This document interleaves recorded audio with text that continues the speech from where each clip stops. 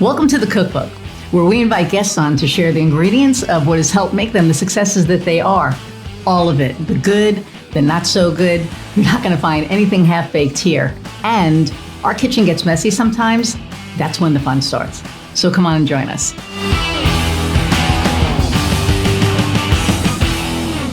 Hey everybody, and welcome to another episode of the Cookbook. I'm your host, Iris Goldfeder, and I am super excited about my guest today, Gayle Gruenberg. And I am probably one of the most disorganized people in the world, and she is probably one of the most organized people in the world. So this is going to be awesome.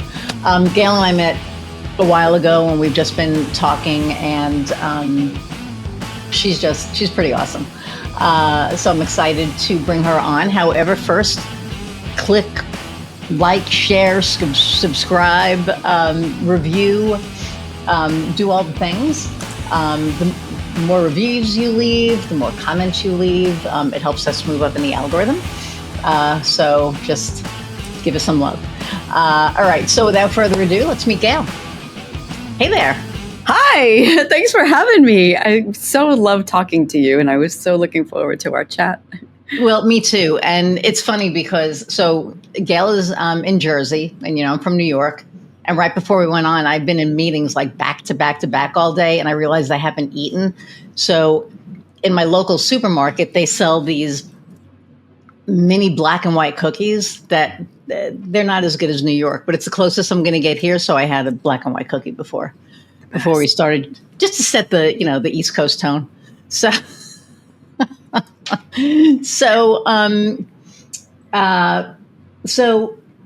it's funny because when Gayle and I first, started talking, and she, talked about her business, we had a woman here who was an organizer, and at the time, I couldn't afford her services. Now I can afford her services, but now Gayle's in Jersey. So that's another story. She can help you long distance too, but we're going to get into all that. But I'm so excited that you're here. I'm so excited to be here. I love talking to you as well. So, well, I guess, you know what, let's start. Tell the audience a little bit about yourself.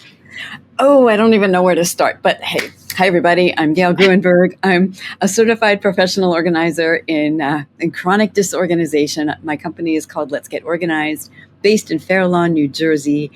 And I've been doing this not quite 22 years. It is the best career I could ever have chosen because I get to work with the best people. You do. And you don't just do like organization. You also kind of help in like divorces. I guess there was a one of your clients, her husband had like a bunch of collectibles, and you had to figure that stuff out. So talk about that, because I thought that was like really cool. Oh, it's so kind of you to actually bring that up, because I've spent all of today working on that kind of a project, and to market out to other attorneys and divorce professionals, that kind of a service. Cool. So yeah, it's been fun. So that particular project that we had, it was, okay, we were called in by attorneys because there was this couple who are divorcing, and she's a doctor and he's a very talented illustrator. He had this huge collection of sports memorabilia and comics collectibles that had to get found, categorized, cataloged, sorted out, documented, put into a database so that they could value it for equitable distribution. Wow. And it took us like 4 months to get this project done. That's crazy. And you don't think about that stuff, right? It's like you kind of like, I never would have, my wife collects a lot, and we're not getting divorced, so I'm not worried about that. But, she has like collectibles. I have collectibles, and I would never have thought of like valuating a collectible, like in a, that's just so crazy. And how did that come about? Like how did because that's just, to me, that's like so, oh, that's probably better. To me, that's so, just outside the box. I would never think about that. And I don't know how many people would. Well, we actually, I will call it great luck, because we were referred to the attorneys. I think we were referred to her attorney. They each had one. So he has an attorney and she has an attorney. So we were referred to her attorney by another family law attorney who I knew from a networking group and who had been a client. So her attorney turned to the lady that I had worked with and said, I don't know what to do. We've called in other professionals. They can't do it. They walk out. They're like, this is too much for me. So I'll call her my friend, my friend, the other divorce attorney, friend/client, said, try her because she helped me move and you never know. So I went, I evaluated the project and I thought, yeah, we can do this. There's nothing we can't do and we'll just figure out the resources we need and just keep at it until we get it done. So I was very, very grateful to her, my friend, for even thinking of me. Yeah. Because it turned into an awesome and rather educational project. Oh, I'll bet. I mean, especially with I'll bet you know more about collectibles than you ever thought you would. Especially the sports stuff. Oh, sports stuff is nuts. Oh my gosh. Yeah. Yeah. So I'm in Indiana and I am an Indiana Fever fan. So Caitlin Clark and, the New York team is the New York Liberty and there's Stewie and Sabrina Ionesco. There's a whole bunch of, women's, basketball players that are just phenomenal. And here, of course, there's Caitlin Clark, and everybody knows about Caitlin Clark. You might not, but if you're into any kind of sports, you'll know about Caitlin Clark, who's just a superstar who has been sidelined all year due to an injury. So she didn't play probably 3/4 of the year. The last game is next week and we're going, and I'm hoping that she's well enough to play, but she's still filling stadiums even though she's not playing. Oh, wow. And we had there was a rookie card that was on eBay that I think when she first started, it was $15 and now it's probably $5,000. So it's amazing how the value of something goes up. And my wife, like I said, she's a collectible. She collects all of this stuff. And we get to the games early and we get our stuff signed and there's pictures so that people know that it's authentic. And, so it's a whole thing. So The fact that now you've been exposed to that, welcome to my world. Thank you. Thank you. And Kofi does that too, actually. He works with collectibles. Oh, does he? It's such a whole new body of knowledge. But the more I delve into it, the more my chiropractor's husband collects comic books and your wife has collectibles and this one and that one. It's wow, this is a real whole world that we've tapped into. Yeah. And I really believe that it got, or it peaked or not peaked. What's the word I'm looking for? I believe it became more prevalent during COVID because what happened was people were sitting home. And they had nothing to do. So that's how my wife really got back into it. She was always into it, she would go to, she's a big Steelers fan, this year is another story, but, she's a big Steelers fan. So she would go to any of the signings that they had in Pittsburgh or, whatever and get and she has some of the oldest, people's, signatures or autographs, signatures. And I guess during COVID, she got on Twitter, because now it's X, and that's another story, but Twitter, when it was good. And she found this community of, people who were into collectibles. Wow. And, she's such the antithesis of me because everybody loves her. And I'm not saying that people don't like me. Of course, people like me, but people love my wife. And my friends are yeah, we're keeping her in the divorce. God forbid. Which is all good. But it's funny because, she has such a big heart. And if somebody was having a hard time, she'd send them $20 through Venmo or something or, whatever, right? So then they would send her cards. and Oh, say, wow. hey, as a thank you, and then she would start supporting these people that were artists that did renditions of cards and sports figures and TV stars and movie stars and whatever. So she would support them by buying their stuff, and then they would just send her like a shit ton of extra stuff, like, "Oh my God, thank you for supporting us." So she's like so well known and liked. It's like ridiculous. And they're like, "And you married her?" Okay, what were you thinking? Hopefully, we don't have to do your equitable distribution. No, I don't. I don't think so. It's so funny because I say, I don't know what I did in my life that was so good that it got me to deserve her. And whatever it was, I'm glad I did it because she's my person, and she is the best person that I know. Like two hearts that beat as one. Oh yeah, she's just, and we always kind of laugh and say, nobody would match our crazy. So thank God you found each other. I mean, seriously, or we'd be like, I don't know where we'd be right now. My rabbi says that finding the right person in your life is equally as hard as splitting the Red Sea. Ooh, I like that. And it's he's not wrong. It's funny because the minute that we met, and it's like a long story, and it's not a very pretty story, but I knew, like when we talked, there was like this whole thing, but I mean, I knew, and we were long distance for 3 years, and my friends were like, "Are you insane?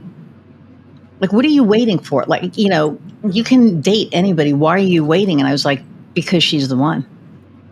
And I don't know how I knew, but I knew. And 23 years later, here we are. And I even wrote a song about her called "I Just Knew." Oh, that's so beautiful. Because I knew. So I'm very lucky. But this has nothing to do with sports. Sorry, That's okay.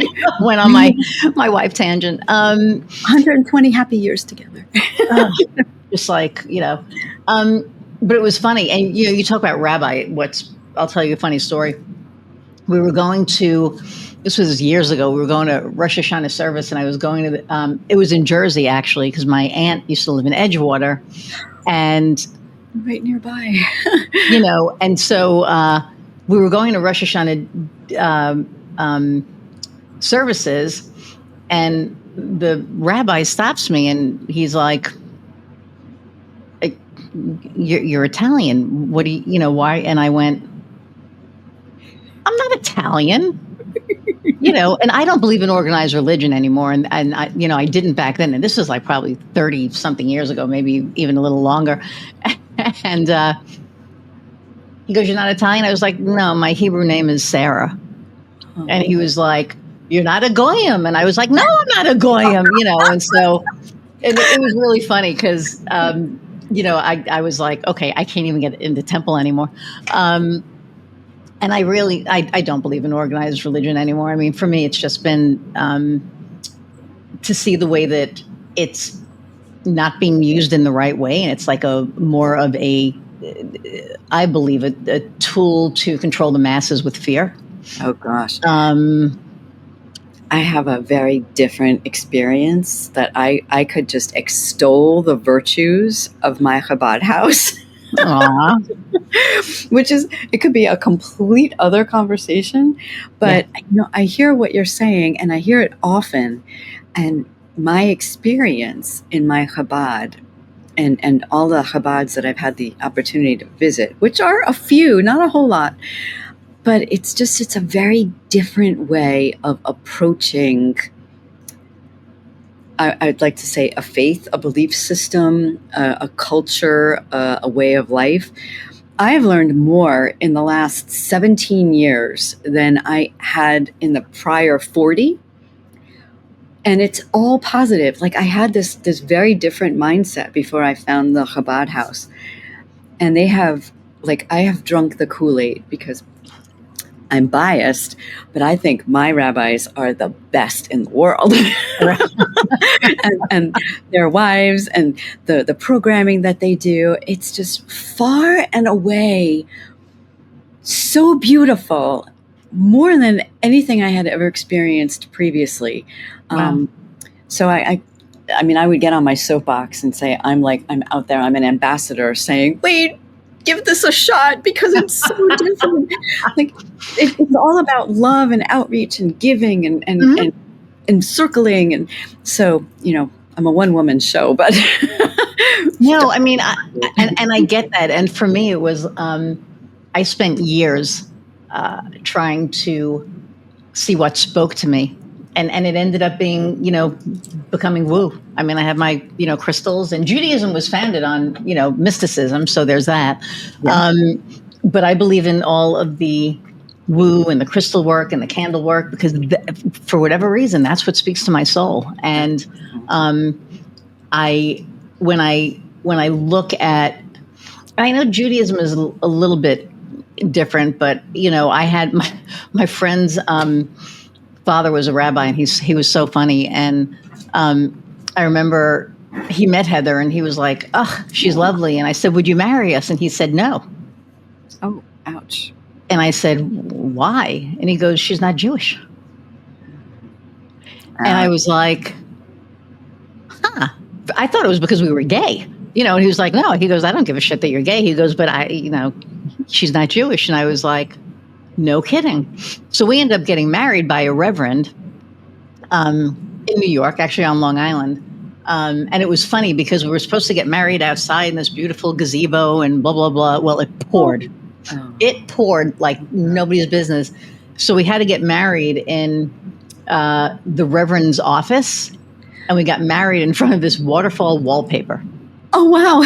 So beautiful. So the picture actually looks like, and then for our 10-year anniversary, we were in Hawaii, and we actually got a real picture in front of a real waterfall taken. So, but it was just like so funny. I was like, of course, this is going to happen to our wedding. But it makes for a great story, right? So it's like maybe that's why these things happen. So okay. So my ADHD just took us to a whole different land. So let's talk about you and what you do. So you have a book that's called The Big O, yes. Organizing, which I love that it's the Big O because there it is. Organizing. Yes. A little edgy in the title. I love the title. I think the title is very clever. And so let's talk about that a little bit. Oh, I'd have to say this is my fourth child. I have a boy, a girl, a business, and a book. But essentially, the reason I wrote the book is to codify what we do in the field. So I distilled it down into 7 steps that someone who can't necessarily afford a professional organizer could take on and do on their own. And what I've tried to do in the book is a lot of self-reflection, because each chapter has some questions and inner work that has to be done, because I firmly believe that if we do the inner work, the outer work will be a whole lot easier. So I talk about organizing to your core values. And there's an exercise about, like, here's a list of core values. You probably have never thought about them before.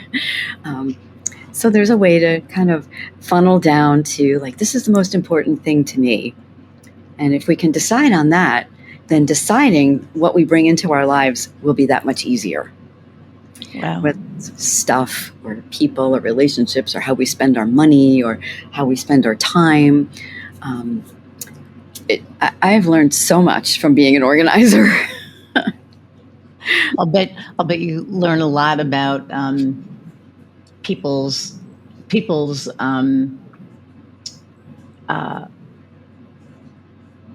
guess you said core values, but really what's really important to them, because I think that part of the organization piece is being able to let go of things. And I remember when I was purging, because we talked about my wife, we're not going to get into that piece again, because you and I talked about this offline, but for me, I purged probably 90% of my things because they were from either other relationships or just things that I didn't need to hold on to. And then, I start thinking about when I die, who in the hell is going to want this?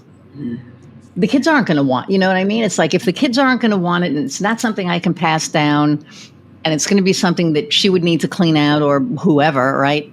Yeah. Like, get rid of it. If it's something of value, sell it. And if it's, and so for me, it became a no-brainer. I just started going through stuff and I was like, nope, nope, nope. And just like threw, I can't even tell, boxes of stuff out. And then I got to this one particular box. It was some of my mom's stuff. And I think I still have it because she passed in 98. Oh boy. And I was like, oh, I feel guilty. The Jewish guilt, right? I was like, I feel guilty if I throw this out. It was like and I still have it. It's one is when she was a candy striper at the hospital, her name tag. What the hell am I going to do with that? Like, what is anyone going to do with that thing, right? And then another was she was into crafts. So it was this little craft box with all these little teeny fake bees and stuff. Again, what is somebody going to do, with these things? So I'm working on that, in my head, that, I have the memories. Why do I have to hang on to the thing? And then, was it you who said take a picture of it? Possibly. Yeah. We do advise that. Yeah, which is like amazing because it's like just there's a picture. You don't have to have the thing with the box and you just get rid of it and nobody has to throw anything out because it's done and it's there. So I think that was you. I thought that was brilliant. Thank you. Well, I appreciate that because, yes, that is definitely a technique for maintaining, let's say, ownership of something without having to keep the actual item. Mm-hmm. And I will absolutely give permission. Like, it sounds to me like maybe you have two physical items that are memorabilia of your mom. And you are absolutely entitled to keep it because, like, okay, to quote Marie Kondo, but we were saying this before she came on the scene. If it brings you joy and it brings you happiness and you feel good every time you look at it and you feel close to your mom, it is so worth holding on to it. Maybe after you pass, somebody will use it. But in the meantime, it's like it's enhancing your life. Yeah, it's not, though. It's in a box. It's like literally sitting in a box. So it's not like it's out. Yeah. And then I have like her pajamas. I have like one pair of her pajamas that were like, they were like an Asian theme. They were kind of, but I looked at them. I looked at them, I think like about a month ago. And I'm like, I still have these. Like, I thought I got rid of them. Oh. And I was like, son of a bitch, I still have these. Now what? I was like, why didn't I? And then I start going through, why didn't I throw those out? Was there a reason I didn't throw them out? Uh-huh. So, yes. So yeah, and I have like another shirt that I wore the day that I wore it the day that she passed, and then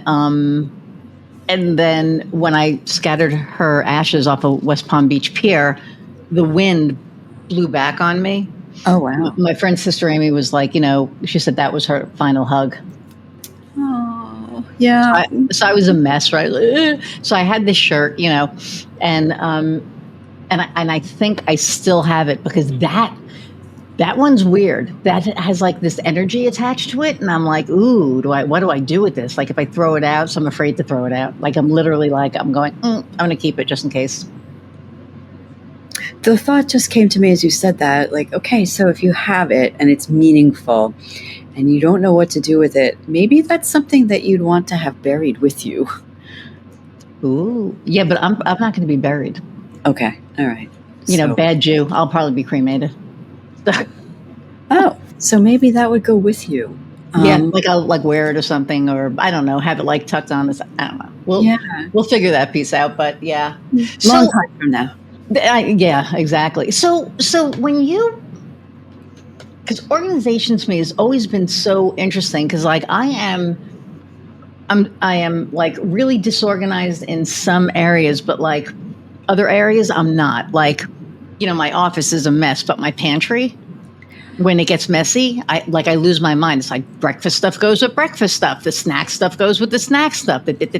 And so to me, it's a fascinating thing. So what got you started in organization? Because that's alone. I mean, There's a long story and a short story. The We short have story, time, so. essentially, I hated being a CPA. Oh, wow. Yeah. So, well, I had part of the short story is I had registered the name of my company 11 years before I actually started up my business. So as I was working as a CPA, I was getting much more unhappy. And I thought, all right, what am I going to do with the rest of my life? What do I want to do when I grow up? So I turned to a former colleague and I said, listen, I don't really like this. What do you think? Like, what could I do? She's like, I know a professional organizer and you'd be really good at that. I'm like, oh, of course, that's exactly what I want to do. So I started it up. I registered the name of the company and I reached out to everybody I knew. So within 12 hours, I had a pro bono client, which was Wow. administrator of my synagogue.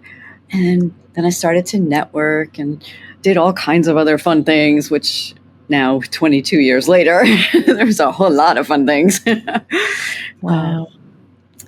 So And that was it. And so how did you market yourself? How did you get the word out about what you do? Oh, well, that very first time, I remember I was sitting in bed with my laptop and I reached out to like everyone I knew. It just said, email, hey, everybody, I'm starting a business and this is what I'm doing. And who do you know who?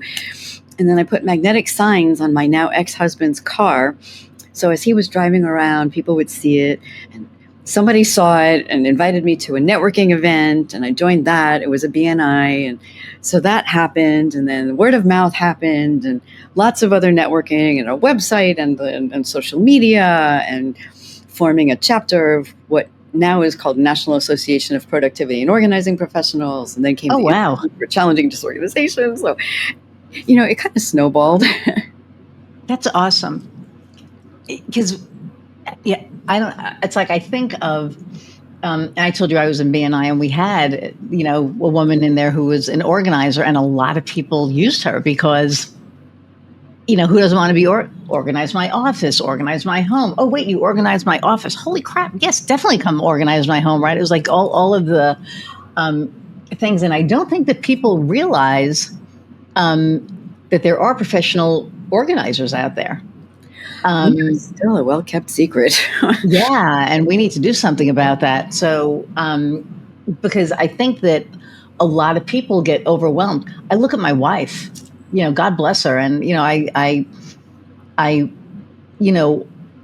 will watch her just get overwhelmed because she just doesn't know what to throw out, where to start. I've seen other people. God, I have a friend of mine who I'll leave nameless, but she was throwing some stuff out and she was like almost paralyzed by it. Like I was like, can I help you with something? And she literally just froze. She was like, I don't know what to do. Yeah. And wow. Yeah. Analysis paralysis.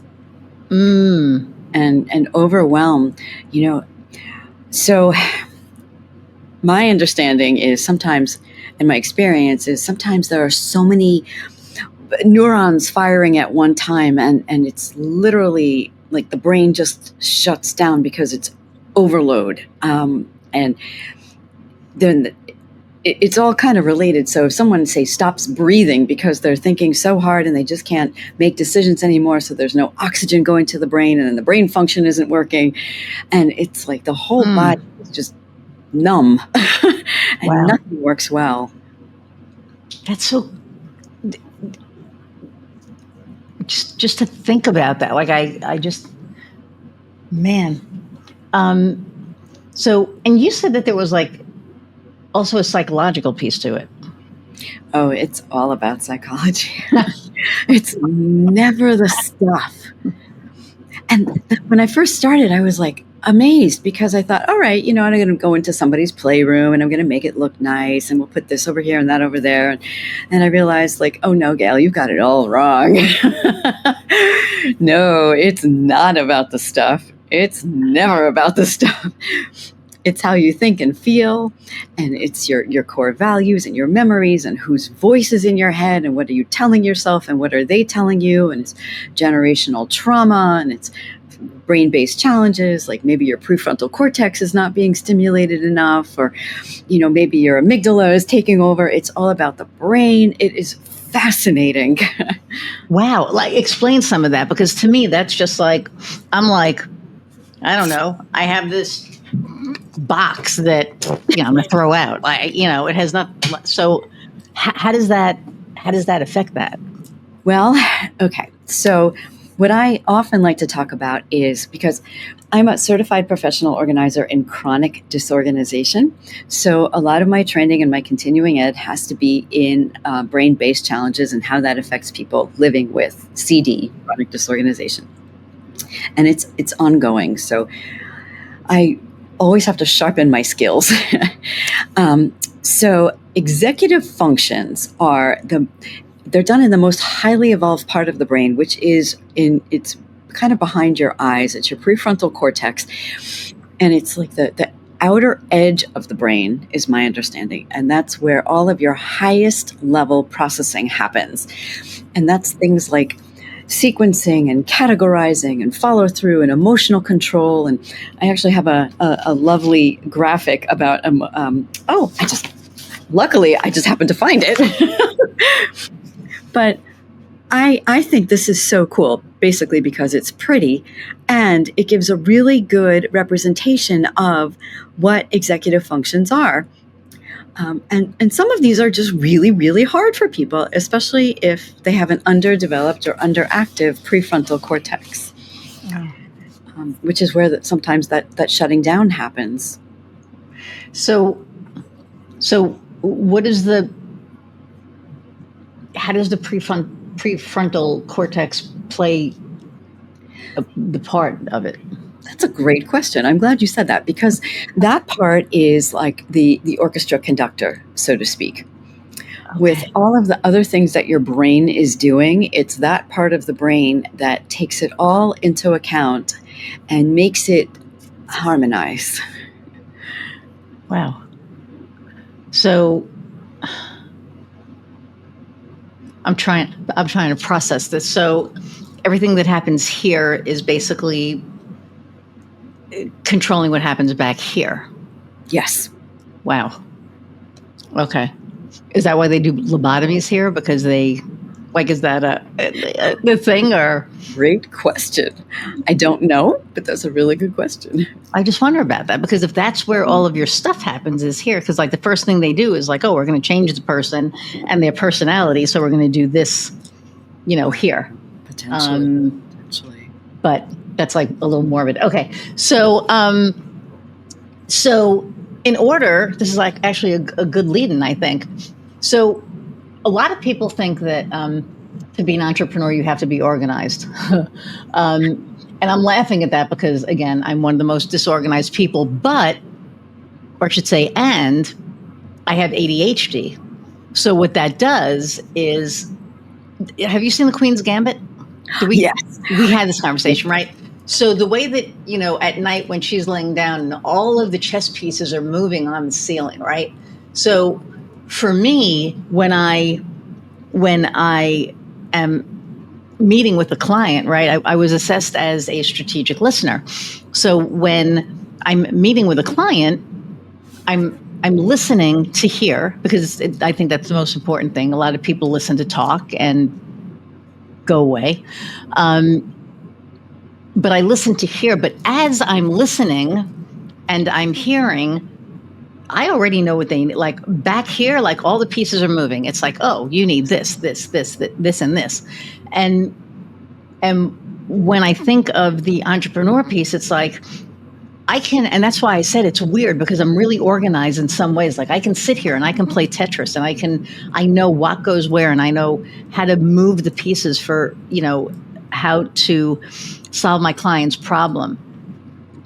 But my office is a freaking mess. So it's like, where is, how does that play? And then what advice would you have for somebody who is thinking about becoming an entrepreneur, as far as the organizational piece and all that, or just in general? Oh boy, I have lots of thoughts. So from an entrepreneur I love that. standpoint, I'm thinking, and this is one of my mantras: do what you do best and delegate the rest. Yep. Because if your talent is in aligning all of those pieces and figuring out like how the puzzle pieces fit together, then that's your zone of genius. And then there are other people who might be able to support you with their zones of genius Yep. for the things that you're like, I don't care about this. I'm not good at it. Just take care of it for me. Yes. Which is good and right. Yes. Because what I found was that I ended up handing too much stuff over because, I trust the person that I handed it to, and also because she's so good at all of that stuff. It was like, here, do the thing, because I don't want to do the thing. However, I need to do the thing. Because A, you can hand off too much and put too much on somebody's plate and then overwhelm them, right? Yeah. And then B, as the business owner, it's like, I know every aspect of my business. Can I build a website? Yes. Do you want me to build a website? No. Because my developer can do it in, 4 to 6 weeks? I can do it in 4 to 6 months. Makes right. sense. So it's like, I know how the things work. SEO. Can I do SEO? 100%. Do I want to? No. Why? Because it is so freaking involved. And now it's not. And, my friend Annie was laughing today, but, it's like not just SEO, it's AIO, right? So, Yes. Artificial intelligence optimization, and then GEO, generative engine optimization, and SEO, and then I was like EIEIO. It's like, there's just going to be like another IO coming out. So it's not that it's not working anymore, it's that it's changed, and so you have to keep up with the changes, which I do. Right. But it's a lot of work. I don't want to do that. So I have somebody else do it, right? But I do know how to do all of the things that we offer. I just hope that I never get to the point that I have to, because people will be waiting a really long time for their stuff. Yeah. So, but you're right. It's like, I love that. Just, give the rest away, because I think you have to. I think so too. In fact, I'm listening to a book called Buy Back Your Time by Dan Martell. And it is, I think it's a wonderful business book. The part I just heard, because I'm listening to an audiobook, was like a 10-80-10 rule. That, like, as the CEO of your company, you can do the first 10%, like maybe that's the initiating of the project, have somebody else do the next 80%, then put your 10% spin on it at the end. So it's still your work, but you didn't have to do all of it. I thought, that's brilliant. That is brilliant. And I think that's what I do. I think that the more I'm thinking about it, I think that's what I do. I have a client right now who is she's in the UK. She's in Europe. And, I have my person doing, we're doing a launch for a podcast. So, and actually by the time this thing comes out, she should be launched. But, it's like all of the pieces. And, in sitting here doing the launch, we have a launch expert on our team. And I look at the stuff and my brain just goes, it's like, I feel like my brain just leaks out of my ears. It's like, oh my God, yeah, I get it. I know how to do it, but I would never want to do it. Because there's so much planning. And I think at the end of the day, that's it too. There are so many steps that people don't think about with a launch, with, SEO, with building a website, with even as simple as writing social media. It's not that simple. That's for sure. Because And you have to figure out, right, who your audience is, where are they hanging out, what is it that they need to hear. You don't want to talk at them, right. right? So it's like, what voice there are just so many. I'm still fascinated by everything because there are just so many steps to everything. And with ADHD, especially if there are too many steps for a brain that has ADHD, that particular thing is probably not going to happen. And for my world, sometimes it's, say, a child or an adult with ADHD, hanging up a coat takes a lot of steps. So forget about it. Don't use a hanger. Just put it on a hook. One step, trying to find like the most simple solution is often the best, because the one they will use is the one that will work. Yeah. And it's funny that you say that, because I just got, because now I'm doing public speaking, and, blue is my color, and, like leather is pretty much my material. I got this blue leather blazer, and it came in, and I tried it on, and it looked really, really good. And I laid it on the dining room table, and and Heather's like, hang it up.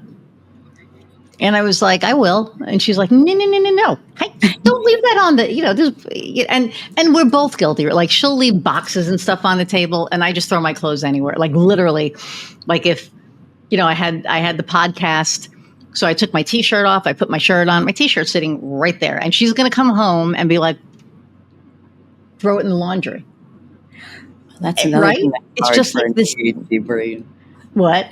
That's another thing that's hard for an ADHD brain, is the follow through. Yes. You can go steps 1 to 4, but there is nothing getting you to step 5 without some kind of a bridge. Unless it's business related. Business related, I'm all there. It's just like so. And that's why it's like I'm so freaking organized, and I know all of the steps when it comes to my business. No problem. I know exactly how to get from step 1 to step 10 by going through 2, 3, 4, 5, 6, 7, 8, 9. I'm good there. But literally, So this morning I got up, and of course, there's a note on like a little, Post-it on the side right by my jacket. Hang it up. So I was like, okay. So I grabbed a hanger, and I put put on the hanger, and I hung it up.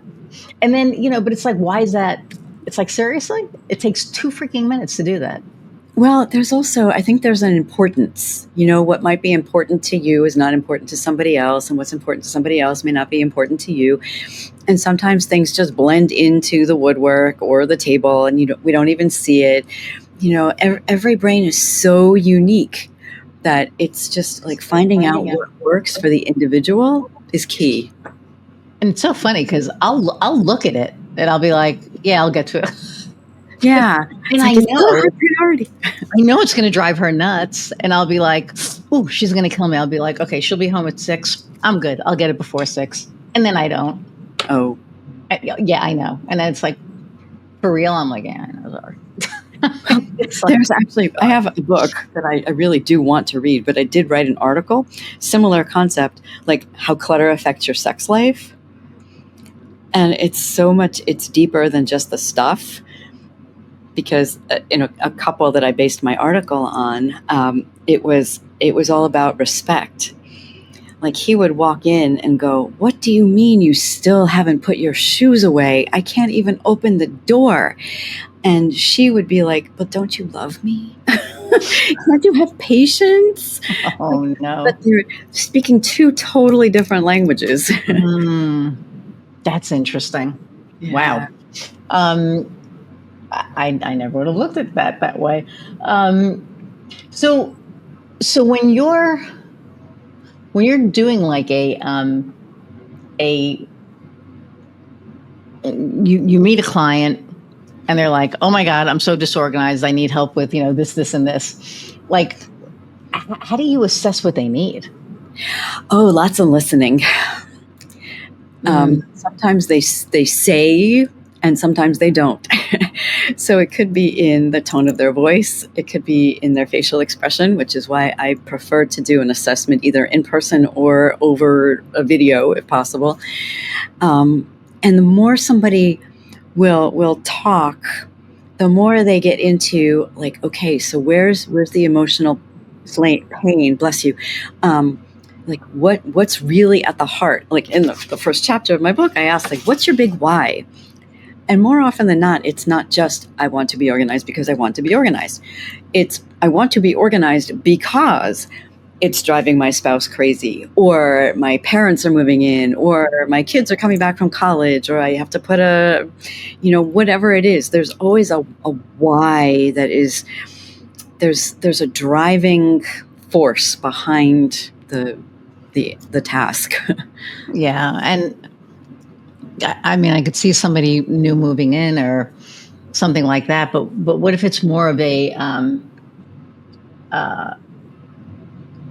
so like for me, I feel better when my place is organized. So we have a cleaning lady, and I cannot tell you how many times I'm like, okay, I told you this, I had the bookshelf, then I got rid of the bookshelf and I bought like a china cabinet for the thing. And anyway, and so I was like, okay, we were on vacation. I didn't want to come home to a mess. So I said, just take everything. Now my cleaning lady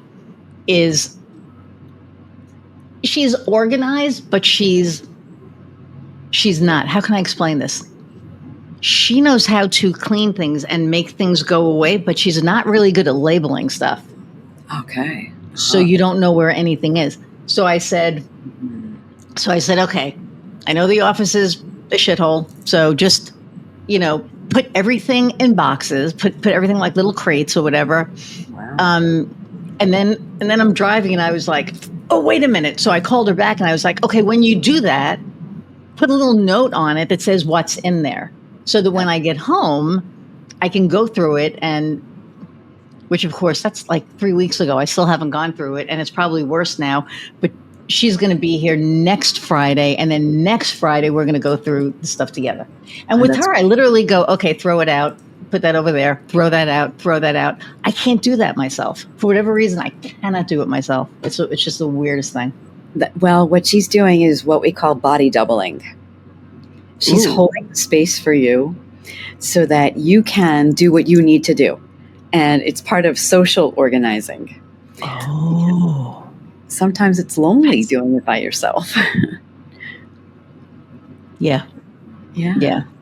And for me, it's also my back. Like I can't just like bend over and like, do stuff the way that I used to, but that's really interesting. Body doubling.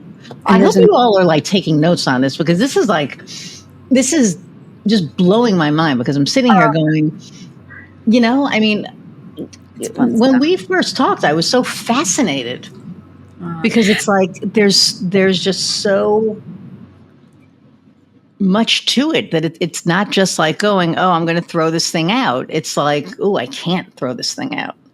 Yeah, there's the paralysis, as we said. And also having somebody there with you, there's an accountability piece.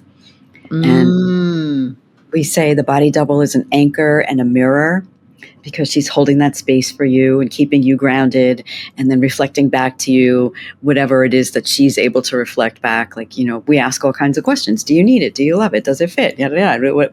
So, and I am constantly learning, book learning and seminar learning, but my clients also teach me, and it all gets integrated.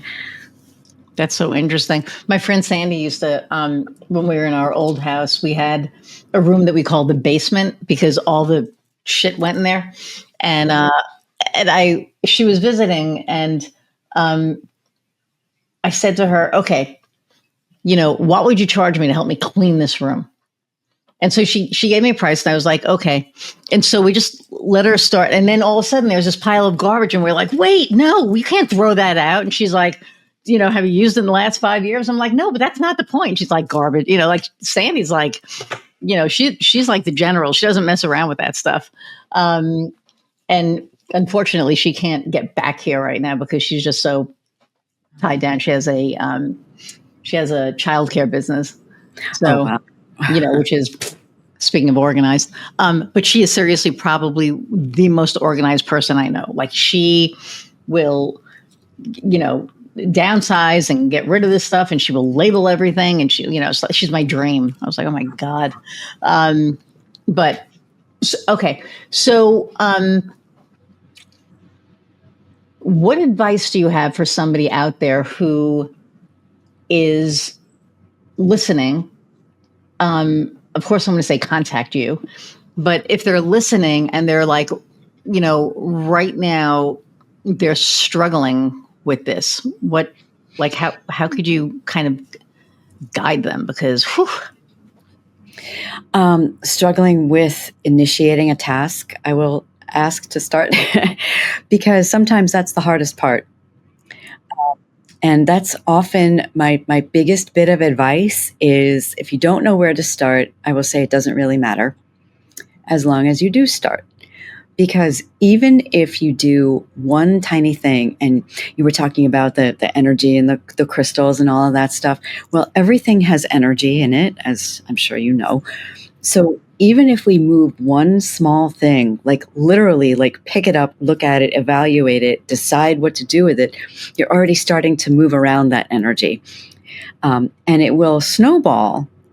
So you might start with one item, which will then lead to a drawer, a shelf, like one corner of a desk or whatever it is. Because sometimes that hardest part is just the initiating of the task. So whatever it takes to do that, like maybe having a body double, like making an appointment with yourself or a friend or, you know, someone who can really support you and stay there non-judgmentally to get over the hurdle, then it becomes easier, like a muscle that you exercise over time, gets stronger. Interesting. So what do you do if, not that I know anybody who does this. So what happens when you finally, you're like, okay, the desk is clean. And then all of a sudden in like 3 days, it's not, you know, there's more stuff on it. It's okay. It's okay. Because if you have gone through not the right process, but if you've gone through the process of making decisions on your items and creating a system that works for the way your brain works, like even if there's stuff piled up all over the place, if you know, like, okay, so like podcast stuff goes over here and financial stuff goes over here and like personal stuff is over here or whatever it is, it might look like a disaster to someone else, but it makes sense to your brain. That in itself is organized.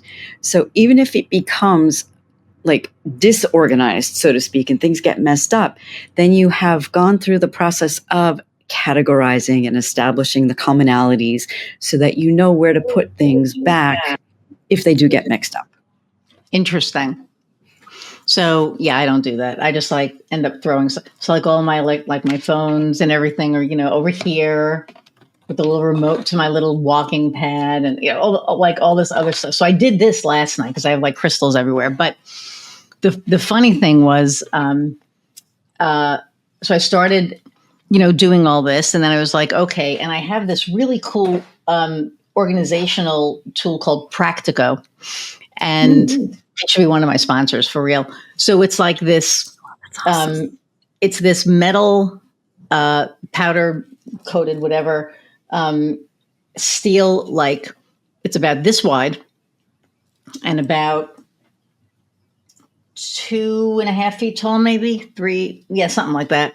And it's got drawers, right? Uh-huh. And it's about, what is that, like a foot, 18 inches deep. So it has these drawers, right? And so on this side, I have one. And then I was like, I have all this other crap though. So I just ordered another one last night. Because it has the drawers and it has like all the stuff on it and I can put stuff in it. But then I emptied that bookshelf. I have that new cabinet thing that still needs to be filled with stuff.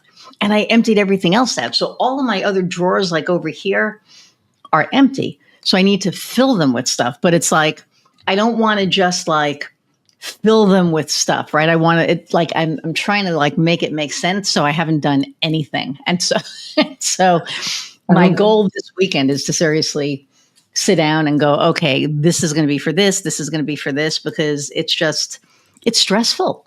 Like this is stressful. It really is. So many thoughts there. First thought is, okay, so it's okay for you to have things out of sight and you still know that they're there, or you know that they are still there. Okay, many people don't like that because if it's opaque or there's something sitting on top of it, that's the only thing that exists. And if it's opaque, you can't see behind it, so it doesn't exist. So knowing that you can put things away that way is really huge. Because some people like to see things, and that's why clutter happens. Just for some people, like if it's out of sight, it's excuse me, out of sight as out of mind. And my also thought is, what if you didn't fill those drawers, or had filled the shelves in the empty bookshelf, or like what if it just you took those items out of the office and maybe repurposed them somewhere else? I know. That's a really good question. I don't know. I have to look through all the things and figure that out. Like I'm looking, and I feel like saying, "Welcome to my hour therapy session, folks,"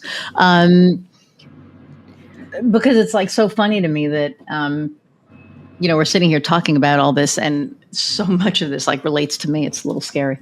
May I also indicate to you that you're being intentional, and that is a wonderful quality. Because if you're saying to yourself, I'm going to set aside time to decide, that's huge. Cool. Decide is a big step. Yeah. And to make the time, because time is so rare these days. I mean, you try getting on my calendar, you see how it is. And I'm extremely grateful. Like every time I say that, I'm like, I am so grateful. Do not change that. Because I love that, I have all of these things. And at the same time, I need to make time to be able to, do these things. And I kind of feel like, at my age, it's like, oh my God, you just do the thing already, right? Because I feel like, I had a very disorganized, disjointed childhood, whatever. And as an adult, I'm like, come on, this should not be this hard. So. I will also advocate giving oneself grace,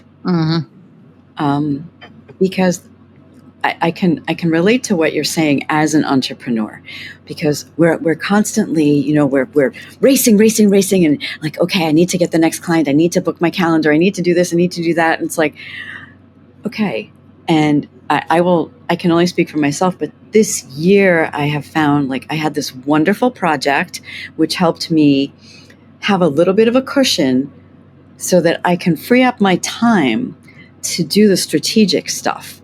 And it feels weird.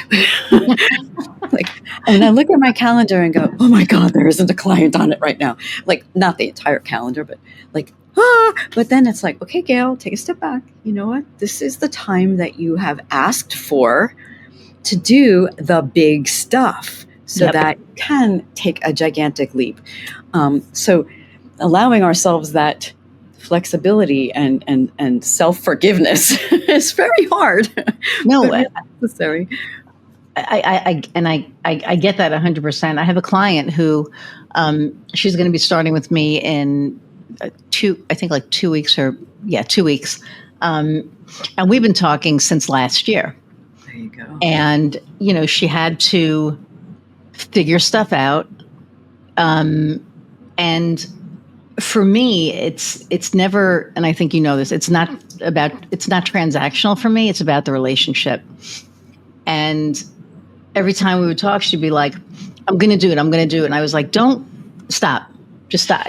I know. We're talking now as friends. We're talking now as I don't care about, that's not on the yeah, but it's on my mind because, and I'm like, you're stressing yourself out. Yeah. You do the things that you can do in the time that you could do them. I'm not going anywhere, God willing, right? So I'm going to be here. Yeah. You do what you need to do. And she did the thing, and she, went through this course, and she did, some other stuff. And she, called me, and she's like, okay, I'm ready. And I was like, are you sure? Because I also don't want people to do things because they feel that, well, enough time went by, and so I need to do this thing. It's like, are you sure? Yeah. And she was like 100%. So I said, okay. And so, we're going to, and I said, let's talk in 2 weeks so you can really think about it and know, for sure. And people are like, why do you do that? You're almost talking them out of it. And I'm like, no, I'm giving them the grace that they need and the time that they need to really know that they're okay with it, because it's not a small investment. Yeah. I mean, it's not, right? And if you're going to make that investment, you need to make sure that you're ready for it. Financially, you're ready for it. And it's going to take work on your part, so, and I'm grateful that I have that patience. Like I always say that I run a heart-centered business, because I do. And again, I have like fellow, entrepreneurs that are like, you're literally saying, don't do business with me. And I'm like, no, I'm literally telling them to take their time, because I don't ever want anyone to be over their head, because it puts them in such an awkward, crappy position. That, I mean, I see people pushing people going, oh, you should do this thing now. You should do this thing now. And it's like, no, my God, if they can't really afford it, where do they get? Yeah, you could take payments, but what if 1 month they can't make that payment and you're expecting that payment? Now they're in a really bad position. So I want to make sure that, the people know that, they're in the right spot. Definitely. They're being held. And, do the thing when you're ready, not when you're not ready. And from the opposite perspective, it's like there's a person on the other side of the transaction. So if I'm putting it like on myself, like if I feel like crap, someone is making me feel like crap, I'm not going to do business with them. No. But if they're compassionate and understanding and allow me the space to decide and digest and really think about and make an informed decision, like there's a whole lot of consideration there that first builds a lot of loyalty, but it makes you feel good. Like, yeah, I wouldn't want someone like to say to me, and as a business owner, it's the same thing. I could say, hire me because that's the right thing to do. But what if I'm not the right fit for them? Yep. It doesn't feel good for them. It feels slimy. And I don't want someone to be slimed on me, No. I really understand what you're saying. Yeah, I think it's super important. And it was funny because I knew somebody who would, I walk into a business and I always look at, what are you doing right? Let's look at the things that you're doing right. And then we don't have to worry about those because you're doing a great job on that. So you're good for you. That's awesome. Let's move on to the next thing. That's okay. Beautiful. Here, maybe you need a little help, right? But that's okay. You're still doing a good job here. It could be tweaked a little. Here is probably why you called me. And that's okay, because that's, my zone of genius. And so rather than making somebody feel bad, and why would you want to make somebody feel bad, right? I mean, to me, it's like, and I've seen people walk into businesses going, what the hell were you thinking when you did this? And I'm like, why would you say that? Oh. Why would you say that? Because they want to position themselves as a subject matter expert, but they're also doing it from a place of, I'm better than you. And it's like, no, I'm not. I'm in the same position you are. There are some things that I'm really good at, and there are some things that I really suck at. And the things that I really suck at, I get help for.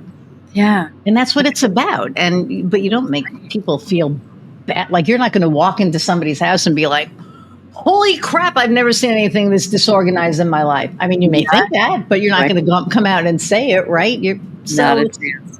And people will say that. They'll ask, like, is this the worst you've ever seen? I'm like, no, not by a long shot. Believe me. Trust me on that. I have seen cats. No, I'm kidding. Oh, did you say dead cats? I said flat cats. Remember podcast. we were talking about hoarders, which is Oh yeah, right. I've seen the roaches and the dead squirrel in the basement and the crickets and the spider cricket thingies and oh god. I have seen it all. So when Do someone you says like wear hazmat suits and shit when you go somewhere, or times like I haven't done the booties and bouffant. Well, I've done booties, but not bouffant yet, or that full hazmat suit. But I do have one in case I need it. oh my god. Yeah. Okay, that's another podcast. We're going to talk about that because we are over an hour. Look at this. This goes so fast. I know you and I. It's funny. Like my last few guests I've known, and like we could just keep talking forever. So, how do people find you? The easiest way is on the website, which is lgorganized.com. Okay. Okay. So, folks, if you need organizational help, go to lgorganized.com. Thank you so much for taking time out of your day to talk to me and my audience. My brain just stopped working. This has been really cool. I feel like this has been like an hour therapy session. So everybody, thank you so much for hanging out for my therapy. I didn't expect that to happen. The last question that I ask all of my guests is, what lights your fire? Oh, a whole bunch of things. Well, from a professional standpoint, I love it when my client is happy with the outcome. And even if the outcome is not necessarily what I would have expected, as long as they're happy, that's the important thing. From a personal side, the things that light my fire certainly are my kids. I have 20-somethings, and I am an avid swing dancer. I am learning to Lindy Hop in Charleston, and to me, dancing is like the best thing in the world. That is amazing. I want to see video. That is awesome. It's on my website. Oh, okay. I have to check your website. We have two friends that do that. Jerry and Elise. And I mean, they're good. Like I never was like, holy crap, never knew you did that. So that is so awesome. All right. So now you have another reason to go to her website and go check out her dancing. Yes. Thank you so much. Hang on one second. I'm going to say goodbye and I will be right back. Very good. Everybody, thank you so much for hanging out an hour plus and being part of my therapy session today. I did not expect that to happen, but the organizational thing to me is just like so fascinating. But anyway, I hope that you found Gail as amazing as I do. Please, again, click like, share, subscribe. Leave a review of the episode. If there was any golden nuggets that you gleaned from this, let us know in the comments. I can't imagine that you didn't glean anything from today because I'm like walking away with like this giant to-do list. I appreciate each and every one of you, especially for hanging out, more than an hour because these all go over an hour. Can't help myself. But without you, I don't get to do this. And the fact that I get to do this is, again, I say it all the time, it's my passion project. So thank you.